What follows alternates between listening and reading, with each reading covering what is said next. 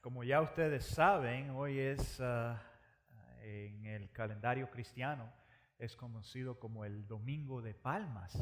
Entonces hay algunas palmas en sus sillas y no estaría mal si todos agarramos a una de las palmas y por lo menos agitamos algo reconociendo que hoy celebramos lo que se llama la entrada triunfal de Jesucristo en Jerusalén. Fue su última entrada a la ciudad. Su última entrada. Entonces hoy lo reconocemos como el Domingo de Palmas. Un día muy, muy especial. Los judíos llaman este día, y ya veo a algunos de ustedes que le están echando un poquito de aire a sus esposas y se están echando un poquito de fresco, ¿verdad? Así, está bien eso, está bien. Es Domingo de Palmas. Entonces, los judíos conocen este día como el Domingo de Selección. En este domingo comenzaba el Festival de la Pascua. En el capítulo 12 de Éxodos vemos cómo esto empezó, cómo fue que este festival llegó a través de las generaciones a ser celebrado. En el capítulo 12 las escrituras nos dicen que a Dios le instruye a Moisés, le impartió estas instrucciones a Moisés. El pueblo de Israel estaba esclavizado, estaba bajo el dominio de Egipto y Moisés fue asignado, comisionado por Dios para que vaya a Egipto y liberara a los israelitas de la esclavitud y la opresión de los egipcios. Y una de las cosas que Dios le dijo antes de hacer el último milagro, antes de ellos salir de la tierra de esclavitud, Dios le dijo, necesitan elegir un cordero, un becerrito, un cordero de 1 año o menos, que sea puro, sin mancha, sin lesión, sin problemas. El animal tiene que estar entero, es un animal inocente.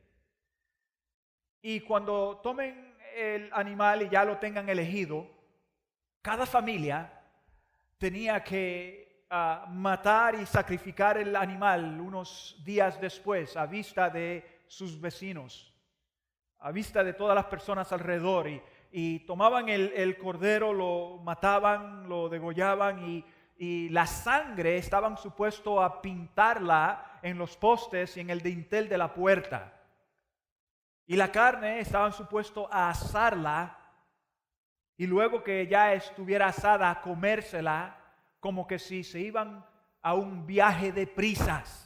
O sea, no era una comida que ellos se iban a sentar y comerla así calmadamente y relajadamente. Era algo que se tenían que comer y para salir inmediatamente a un viaje. Esa fue la primera Pascua. Y Dios le dijo esto en preparación de la liberación que ellos iban a tener de la esclavitud y de la opresión del pueblo de Israel. Entonces, en el Nuevo Testamento leemos en las Escrituras que Jesús llegó a Jerusalén. Él llegó a Jerusalén durante el tiempo que se estaba celebrando la Pascua, del comienzo de la Pascua.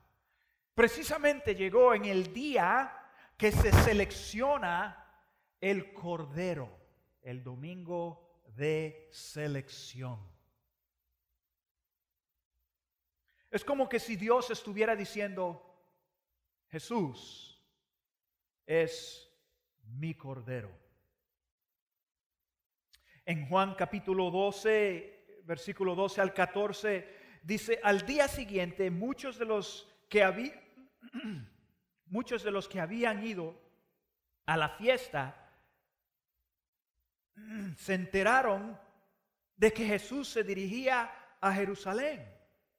Tomaron ramas de palma y salieron a recibirlo, gritando a voz en cuello: ¡Hosana! Bendito el que viene en el nombre del Señor, bendito el Rey de Israel. Jesús encontró un burrito y se montó en él, y como dice las Escrituras: no temas, oh hija de Sión, mira que aquí viene tu rey montado sobre un burrito. Ahora, hay algunos puntos aquí importantes, puntos históricos que nos ayudan a entender el contexto de lo que está pasando aquí con esta entrada de Jesús. Y es probable que algunos de estos detalles nosotros no estemos al tanto porque no los hemos escuchado. Algunos puntos históricos. Por ejemplo, la temporada de la Pascua es una temporada de liberación. La temporada de la Pascua es una temporada de liberación. Los judíos celebran la liberación de la esclavitud de Egipto. El historiador Josefo escribe que durante esta temporada algunos se presentaban como el esperado libertador de Israel, resultando en gran disturbio en toda la región. Resultando en disturbio y bulla por todas partes. Y durante esta temporada los romanos tenían que traer a la región extra tropas para mantener la paz y el orden en la ciudad y en la región alrededor. Era un tiempo cuando la gente pensaba más en liberación que en cualquier otra cosa. Es el tiempo de Pascua. Se trata de liberación. Hace unos 170 años antes del nacimiento de Jesús, Antíoco Epífanes era el rey griego que atacó y destruyó a Jerusalén, matando a muchos de sus habitantes. Ordenó a sus soldados entrar al templo y a sacrificar un cerdo en el altar del Señor. Algo que ningún judío en su mente haría, porque un cerdo es considerado un animal impuro. Según los historiadores, Antíoco agarró el cerdo, lo degolló, lo sacrificó, lo quemó en el altar y trató de forzar a algunos judíos a comer la carne.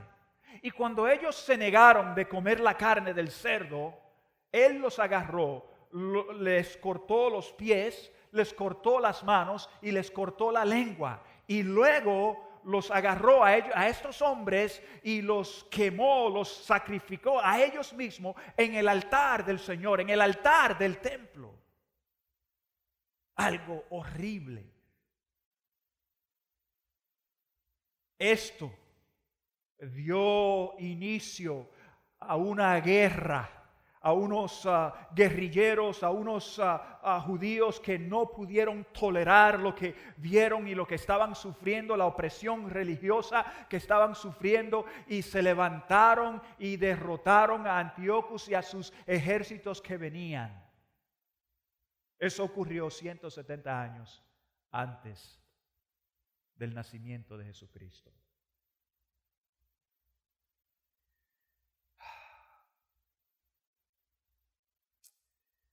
Ahora, los evangelios de Mateo, de Marcos y de Juan nos dicen que en este día que comenzaba la Pascua, Jesús entró en Jerusalén y la gente cortaron ramas y la ponían en sus caminos y las agitaban en el aire.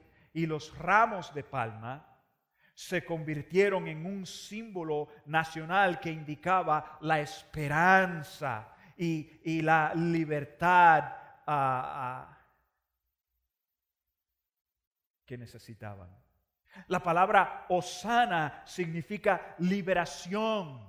Entonces, cuando ellos están gritando y ellos están agitando palmas, no es algo que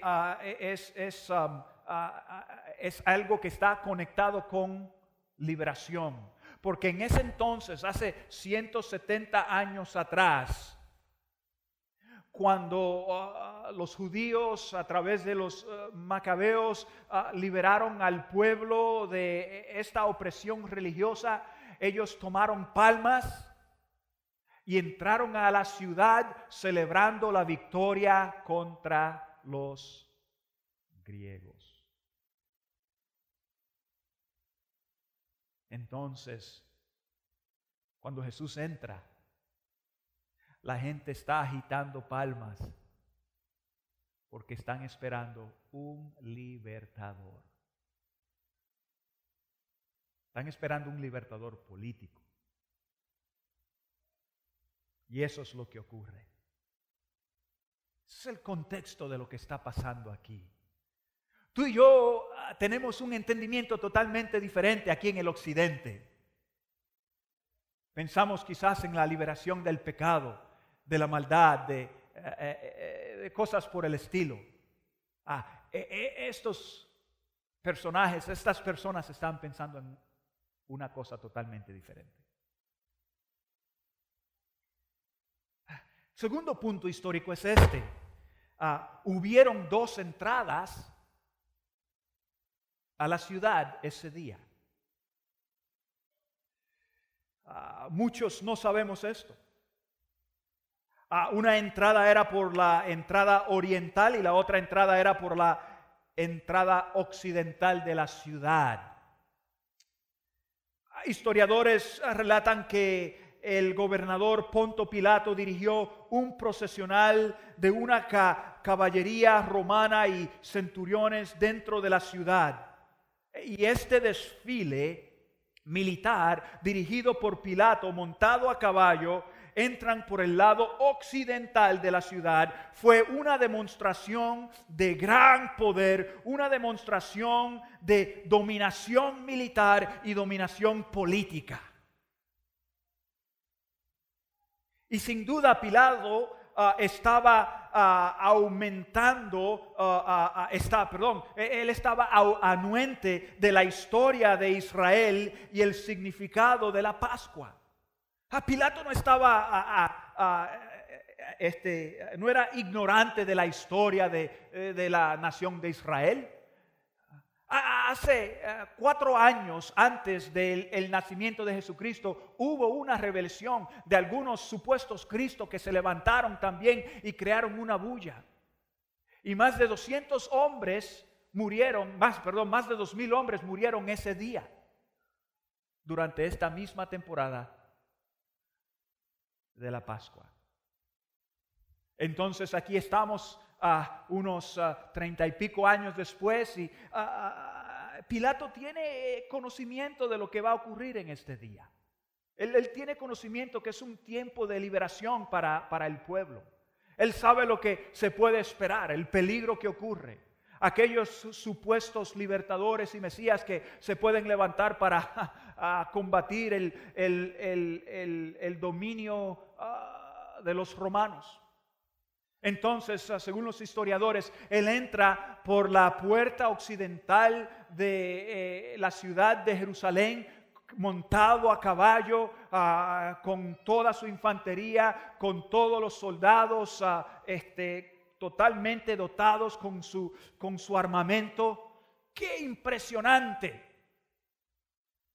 Desfile de poder militar y político y de dominación. Por otro lado, por la puerta oriental viene Jesucristo, montado en un asno. Animal humilde, animal de paz. Es dicho que cuando uno, en los entonces, cuando uno iba montado a caballo, uno iba montado con el pretexto de autoridad y de poder. Pero cuando uno visitaba montado en un asno, era símbolo que venía en paz.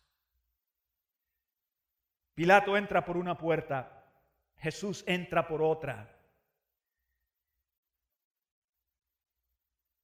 Pero él no entró con un desfile militar ni montado a caballo. Él entró montado en un asno, símbolo de paz. El tipo de poder que Jesús demostró fue el de liberación de fuerzas malignas espirituales. El tipo de poder que Jesús demostró fue contra el dominio del pecado y del mal. Jesús demostró poder sobre la naturaleza, Él demostró poder sobre las enfermedades, Él demostró poder sobre la muerte. Mientras Él andaba, Él demostró todo este poder. Le dijo a la tormenta que calle, calmó el mal y la tormenta. Sacó demonios, expulsó demonios de personas que estaban endemoniadas a la vista de toda la ciudad. Sanó a personas que estaban lisiados y aquellos que no podían caminar desde su nacimiento. Él sanó los ojos y le dio vista a las personas. Él resucitó a los muertos con su palabra. Ese fue el tipo de poder que Jesús demostró mientras Él estuvo aquí en la tierra. No fue un poder militar que Él estaba demostrando. Era otra cosa. Las dos entradas son totalmente diferentes. Pilato entra a la ciudad montado a caballo y dotado de fuerza militar para afirmar su poder sobre todos los súbditos. Jesús entra a la ciudad montado en un asno, demostrando la paz y tranquilidad del shalom de Dios para su pueblo. En ningún tiempo Jesús abusó de su poder y su soberanía. Lo contrario, a su poder y su soberanía estaba templada y sin abuso. En ningún lugar Jesús abusó de su poder para humillar a las personas, para causar daño a las personas, para intimidar a las personas en sumisión. Jesús no hizo ninguna de estas cosas. En ningún lugar vemos a Jesús usar su poder para ocasionar a las personas a hacer lo que ellos no querían. Usó su poder para hacer las personas libres de opresión. Vino demostrando paz y tranquilidad, el shalom de Dios y el poder de Dios. La tercera cosa que vemos aquí es esto. Jesús llegó a la ciudad, como ya se ha mencionado, en el día de selección. Él vino en el día de selección. Nosotros conocemos este día como el Domingo de Palmas o la entrada triunfal, y los judíos llaman este día el día de selección del Cordero, donde la gente empezaba a celebrar la Pascua. Este día era especial porque iban a agarrar este cordero y lo tenían en la casa por varios días como un gran recordatorio que este animal no es culpable. Este animal no ha hecho nada malo, pero aún así lo vamos a sacrificar por nuestra libertad. Por nuestra libertad. Oh, sí. El Cordero que iba a ser sacrificado el viernes, el día del sacrificio.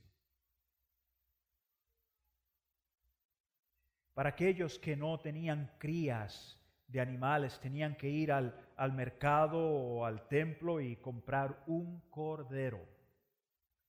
En el proceso de ir y comprar el cordero se recordaban de la liberación de Dios que Dios había provisto en tiempos pasados y creaba conciencia de la gran necesidad que tenían de ser libres de sus opresores.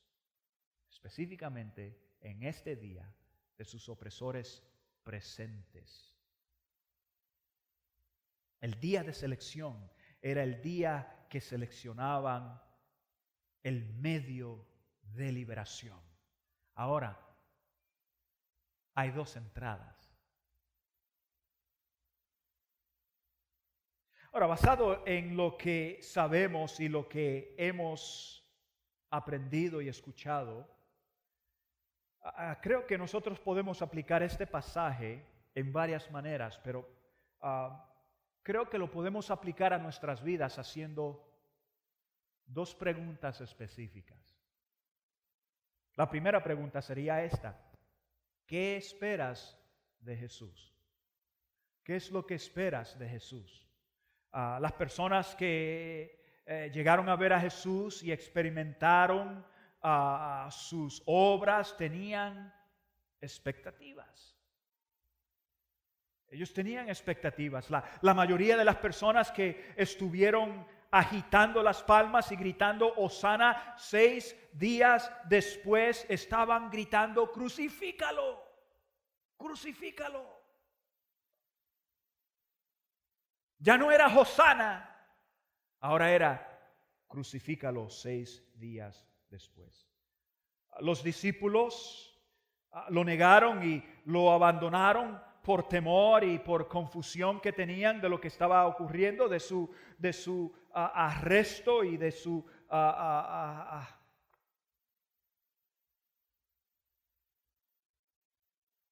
y ellos se van corriendo. Los discípulos y las personas proclamaron: Hosana al Hijo de David, Hosana al Hijo de David.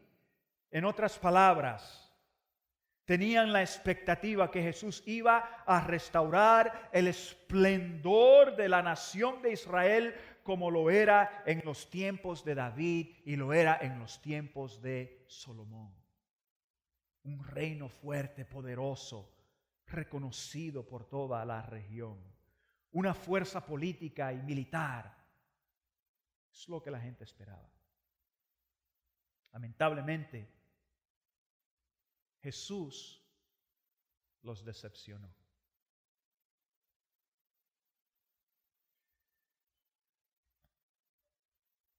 Los fariseos, los saduceos, los sumos sacerdotes, los escribas y otros que gobernaban eran parte del mismo sistema de opresión.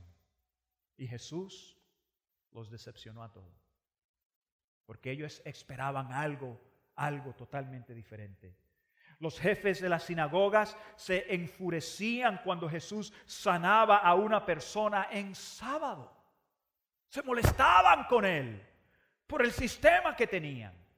Se molestaban con él. Les decían a los enfermos que, oigan, vengan otro día. Hoy es sábado, hay otros días, hay 6 días más en la semana. Vengan otro día para ser sanados. Y Jesús, en mera presencia de ellos, sanaba al enfermo en sábado.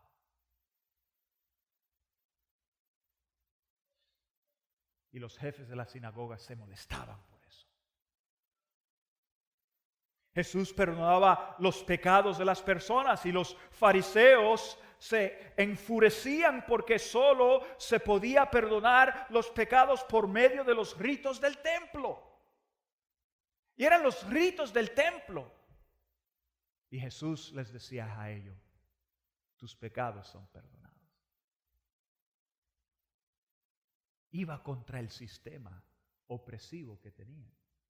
Jesús corrió a los cambiadores de dinero y los vendedores de animales del templo. Estaban cobrando más de lo debido y estaban vendiendo animales enfermos y lesionados, algo que no se permitía. Y ellos lo estaban haciendo. Jesús los acusó de convertir el templo en una cueva de ladrones. Con razón estaban molestos con él y decepcionados por él. Jesús declaró que el templo era una casa de oración para todas las naciones. Sin embargo, el templo estaba dividido en secciones donde solo ciertas personas podían aproximarse hacia el altar de Dios. Si eras de cierto color o cierta raza o si eras de cierto género, solo eras permitido en una sección específica del templo. Y Jesús dijo, no. Jesús dijo específicamente, la casa de mi Padre es casa de oración para todas las naciones. Jesús decepcionó a muchas personas porque su vista no era porque en su vista, en la vista de ellos, no era el poder militar que ellos querían. Él no entró a la ciudad con cabalgadura e infantería, no entró con guerreros para apoderarse de la ciudad. Lo contrario, entró en un asno. Jesús entró decepcionando a los que estaban allí, porque también señaló la corrupción de su sistema religioso.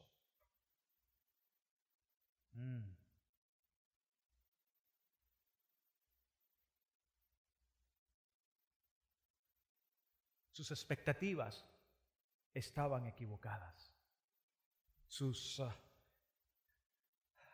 Y estaban mal ubicadas. Jesús no hizo ni actuó de la manera que ellos querían. Sus expectativas estaban totalmente mal ubicadas. No estaban basadas en el carácter, no estaban basadas en la voluntad de Dios ni en el plan de Dios. Sus expectativas eran totalmente diferentes.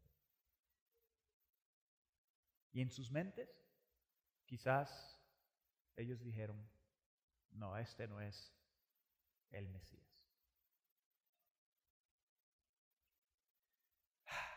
¿Qué expectativas tienes de Jesús? Tú personalmente. ¿Qué? Es una buena pregunta para nosotros poder aplicar este pasaje. ¿Qué expectativas tienes de Jesús? Pienso que la mayoría de nosotros tenemos expectativas y tener expectativas no es nada malo. Nosotros tenemos expectativas de nuestros hijos, de nuestro patrón, de nuestros empleados, de nuestra pareja, de nuestra familia. Tenemos expectativas, ¿no? Y creo que no es malo tener expectativas. Sin embargo, creo que muchas son mal ubicadas. Es probable que tengamos la falsa idea que Jesús siempre va a cumplir nuestras expectativas. Es probable que tengamos la falsa idea que Jesús siempre va a cumplir nuestras expectativas. Y eso es una falsa idea. Que Jesús siempre va a hacer lo que queremos o lo que pedimos. Y cuando no lo hace, nos sentimos decepcionados o defraudados. O cuando Él no lo hace, nos sentimos que Él nos ha fallado.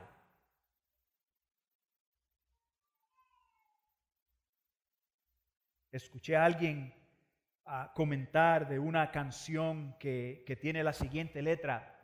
La canción en inglés tiene la siguiente letra. Nunca me decepcionará. Así es que va la canción.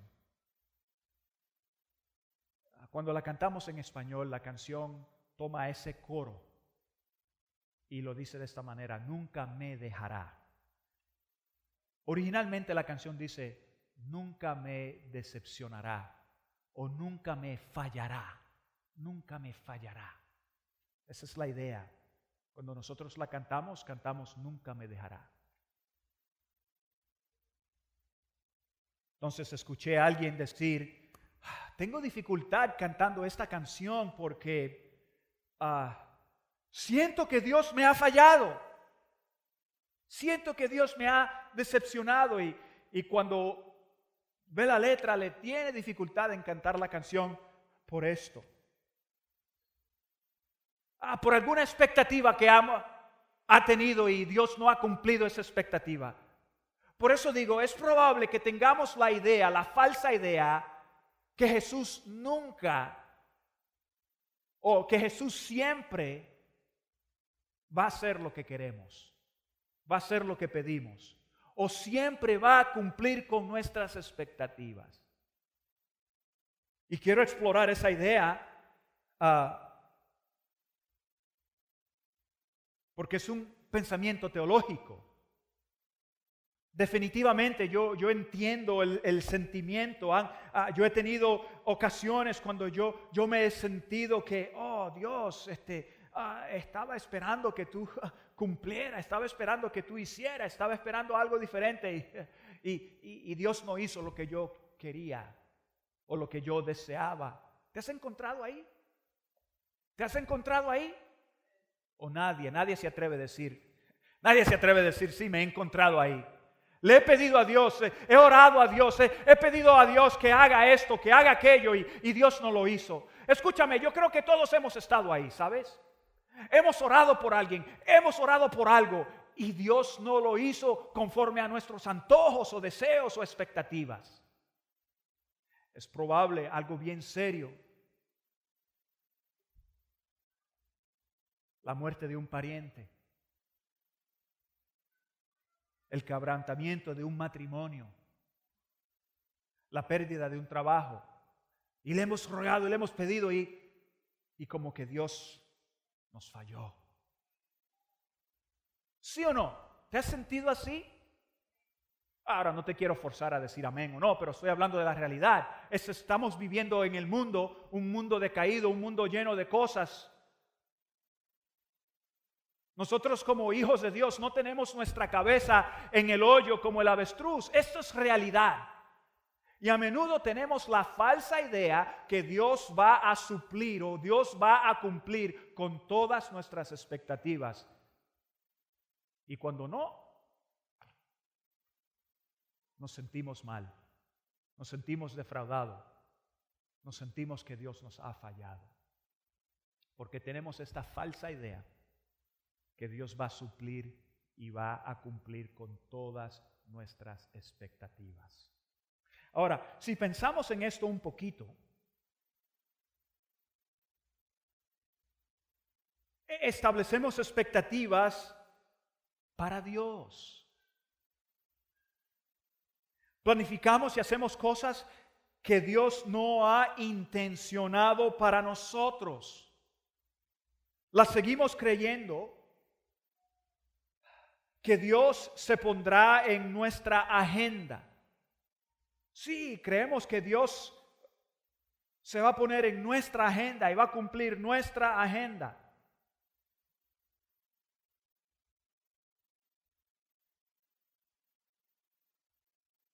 Y cuando estamos metidos hasta el cuello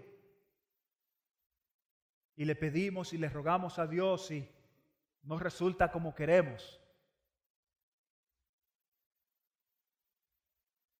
sentimos que Dios no está ahí, que no está con nosotros, que nos ha fallado, que nos ha decepcionado. Teológicamente, cuando decimos que Dios nos ha decepcionado o que Dios nos ha fallado, estamos diciendo que Él no es capaz. Estamos diciendo que Él es incapaz.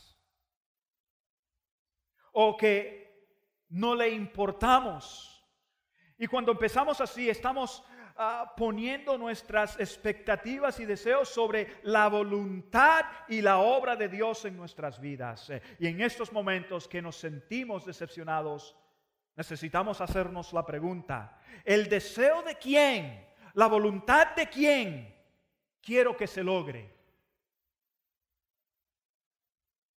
¿Quién le dice a quién lo que es bueno, lo que es mejor, lo que es justo? ¿Estamos diciendo que Dios no está haciendo su trabajo porque no hizo por mí lo que le pedí? ¿Le estamos diciendo a Dios cómo hacer su trabajo o que no es un buen Dios? ¿Estamos señalando una debilidad del carácter de Dios? Me fallaste, Dios, así que no eres verdadero a tu naturaleza. Esto suena orgulloso, ¿no? ¿Qué esperas? ¿Qué esperas de Jesús?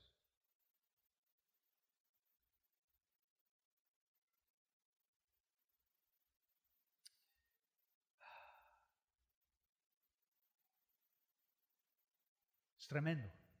El personaje Job experimentó algo similar. En las manos de Satanás, él perdió todo, hasta su salud. Lo único que no le quitó fue la vida. Y vinieron sus amigos y empezaron a aconsejarlo. Y en el transcurso encontramos a Job defendiéndose su inocencia y reclamándole a Dios.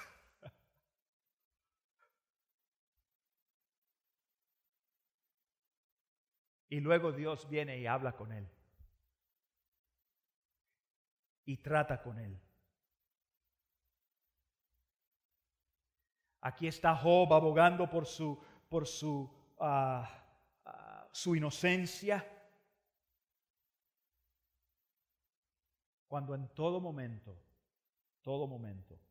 en medio de todo esto que estaba sufriendo, Dios estaba moldeando su vida con su verdad.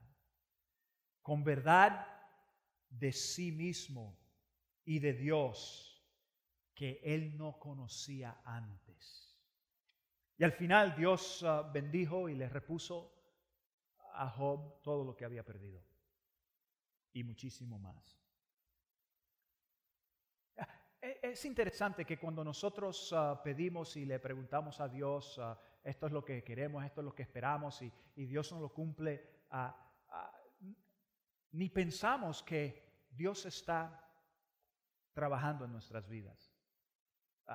Se nos hace difícil llegar a la conclusión que Dios está construyendo algo en nosotros, corrigiendo algo en nosotros, madurando algo en nosotros, moldeando nuestras vidas, nuestro carácter, nuestra formación espiritual como persona, como hijo de Dios, como esposo, como esposa, Dios está haciendo algo. Pero nosotros estamos tan enfocados en nuestra expectativa, en lo que esperamos. Tenemos nuestros filtros puestos y no podemos ver las cosas del punto de vista de Dios.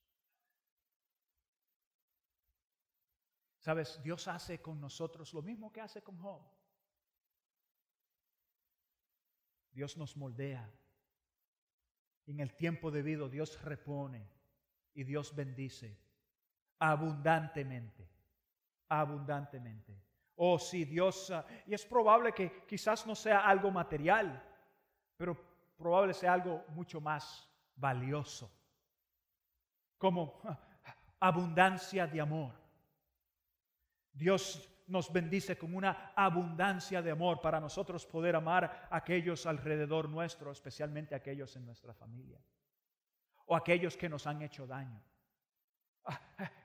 Hay veces que Dios nos provee abundancia de misericordia, abundancia de su gracia, para nosotros poder tolerar las situaciones que están alrededor nuestro y poder nosotros hacer una extensión de lo que Él ha hecho en nosotros y compartir esto con los demás alrededor nuestro.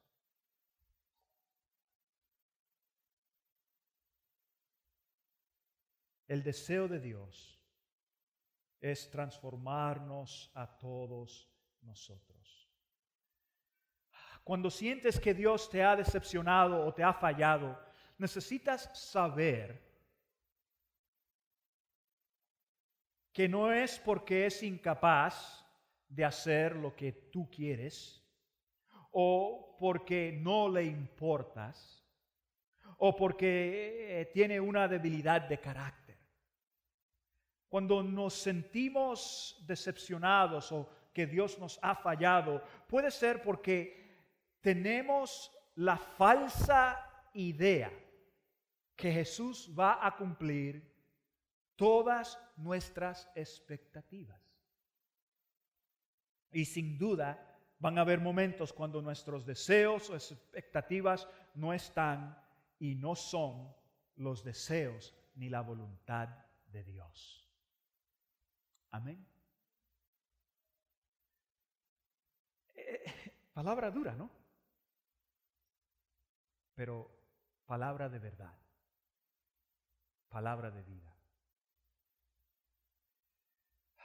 Hay una segunda pregunta que nos ayuda a aplicar este pasaje. ¿Qué tipo de Salvador estás buscando? Está conectada a la primera. ¿Qué esperas de Jesús?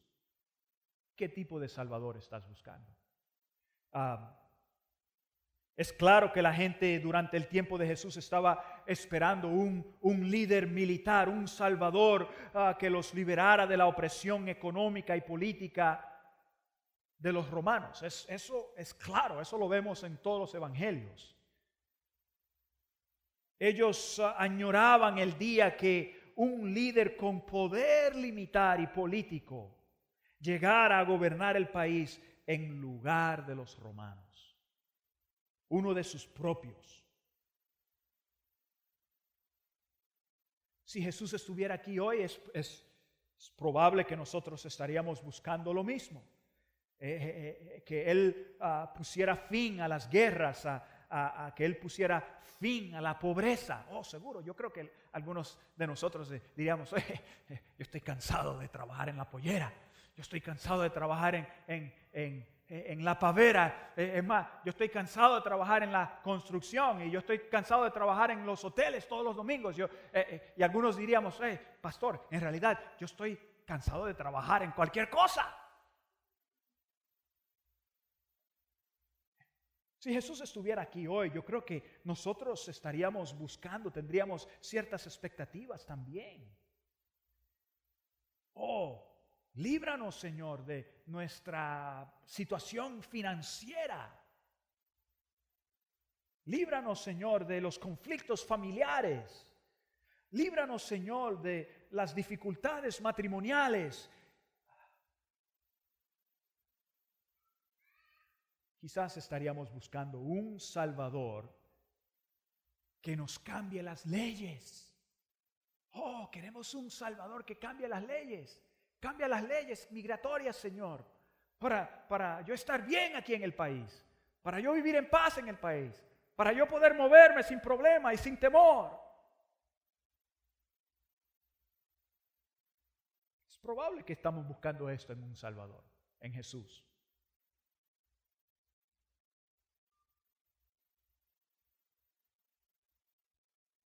No creo que son causas que Dios ignora y tampoco son causas que Dios minimiza. Todo esto le importa.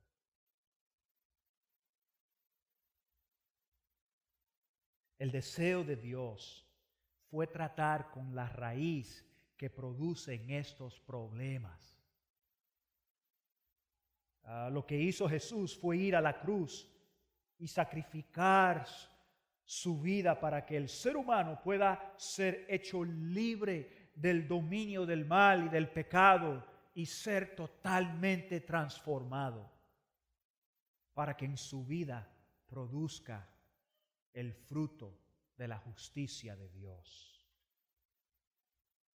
A menudo queremos que Dios trate con los asuntos externos y los problemas externos causados por el egoísmo, por el orgullo, por la malicia, por la envidia que existen dentro de nosotros. Queremos que la situación cambie, que el problema desaparezca y que la paz venga sin nosotros experimentar un cambio interno. Es lo que queremos. Entonces, ¿qué tipo de Salvador estás buscando? Jesús es el tipo de Salvador que transforma tu interior, transforma lo que está pasando dentro de ti y dentro de mí. Es el tipo de Salvador que nos libera de dolores, de complejos, de heridas y de mala forma de pensar. Es el tipo de Salvador que reconstruye nuestro ser e infunde vida nueva en nosotros. Cuando Él nos cambia, nuestra situación cambia, nuestra familia cambia, nuestra comunidad cambia. Es un cambio interior que produce el fruto de la gracia y bendición de Dios y se extiende hacia afuera. Es el fruto de la justicia de Dios que se produce en nuestras vidas y marca la diferencia en cada lugar que andamos. El cambio que trae es el cambio interior que demuestra y da evidencia exteriormente. Es tremendo. Hay personas que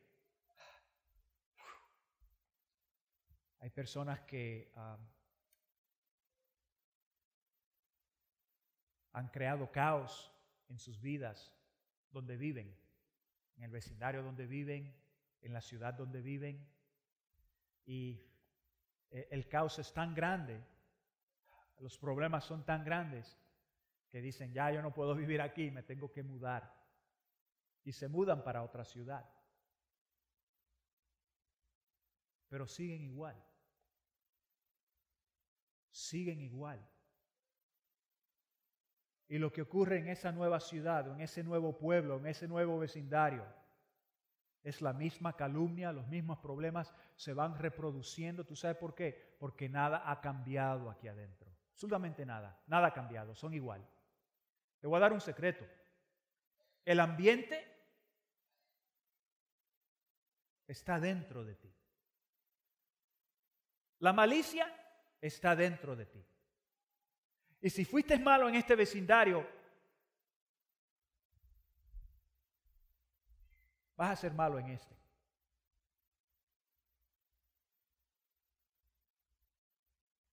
Y lo que hace Cristo es que cambia el ambiente de nuestra vida, lo que está dentro, lo transforma. Ese es el tipo de Salvador que Él es.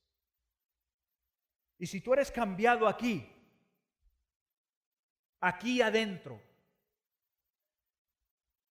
y si tú llevabas una mala reputación en esta comunidad, en este vecindario, en esta casa, en esta familia, cuando Dios agarra tu corazón y lo transforma y lo moldea y empieza a producir su justicia en ti, ese ambiente, no solo el que está aquí, el ambiente aquí cambia, pero ese ambiente se produce y se refleja hacia afuera y empieza a cambiar el ambiente alrededor. Y si tú eres transformado aquí adentro y Dios te llena de su amor, de su perdón, de su gracia, de su favor, de su gozo, de su alegría, y Dios te llena de su sabiduría y su entendimiento, ese es el ambiente que está aquí adentro. Y cuando tú vayas, donde quiera que tú vayas, el ambiente va contigo. Está en ti, se produce, se refleja, se expresa, porque está en ti. No es el cambio de ciudad que marcó la diferencia, no. Es el cambio que produjo el poder de Dios en tu vida.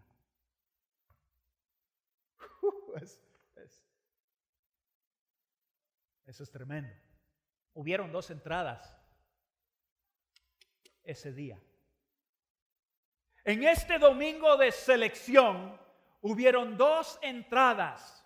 una por la entrada occidental de la ciudad y otra por la entrada oriental de la ciudad. ¿A quién tú vas a seleccionar?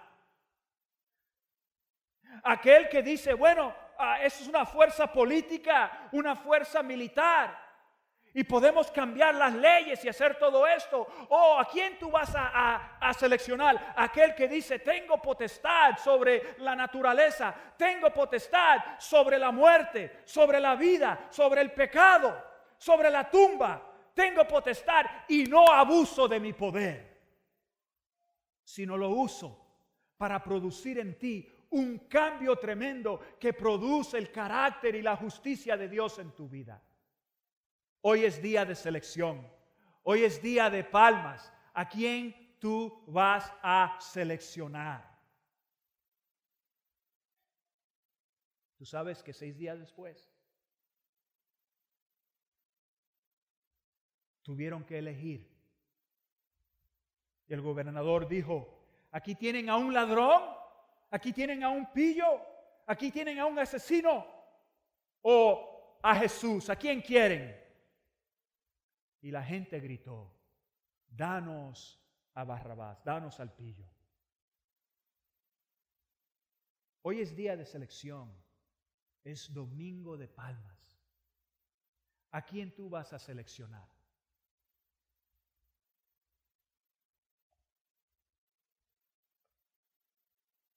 ¿Quién va a ser su elección? Alabado sea el Señor. Alabado sea el Señor. Si no conoces a Jesucristo, te invito a seleccionarlo hoy. A abrir tu corazón, a decir, Señor, aquí estoy. Te recibo como Señor y Salvador. Tú eres mi Salvador. Hoy te selecciono a ti.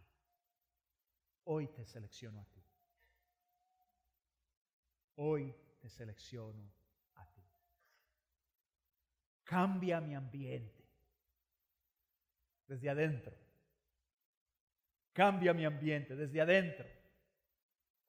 Amén. Gloria a Dios. ¿Qué tal? Vamos a orar. Vamos a ponernos de pies y vamos a darle gracias a Dios. Si quieres orar, ora conmigo. Ora conmigo. Selecciona a Jesús. Oh Dios, gracias te damos por tu palabra. Hoy te selecciono. Te recibo como mi Señor y mi Salvador. Y pido que cambies mi ambiente de adentro hacia afuera. Líbrame, oh Dios, del dominio y la influencia de la maldad, del pecado, del mal, y produce en mí tu justicia, tu gozo, tu carácter. Gracias, Señor. Te lo pido en el nombre de Jesús. Amén.